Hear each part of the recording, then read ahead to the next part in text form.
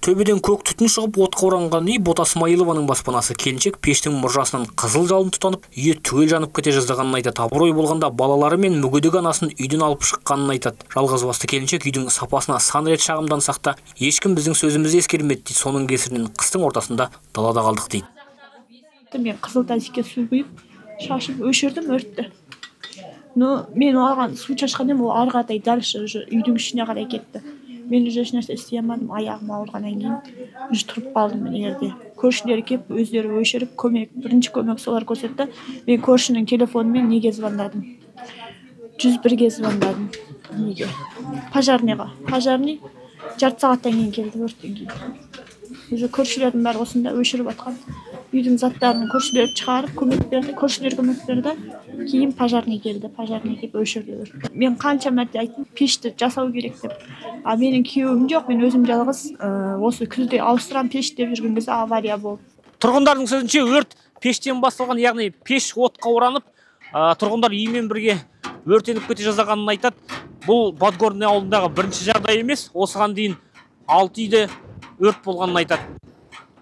4 жыл бұрын Подгорный ауылында оңтүстіктен көшіп келген отбасыларға 30-дан артық үй салып берген. Әрбірін тұрғызуға бюджеттен 7 миллион теңге бөлінген. Бірақ бірде-бір баспана бағасына сай келмейді дейді көшіп келушілер. Себебі көп үйдің төбесі мен едені шіріп кеткен, қабырғалардан жер үрлейді. Бір сөзбен айтқанда барлығы арзан құрылыс материалдардан салынғанын айтады. Біз солтүстікке көшіп келгелі, мына жерде нормальный өмір сүріп атқан жоқпыз. Шыны керек бар ғой. Зорға дегенде өмір сүріп атырмыз. Ақшаны ешқандай төлейсіңдер деп айтқан жоқ.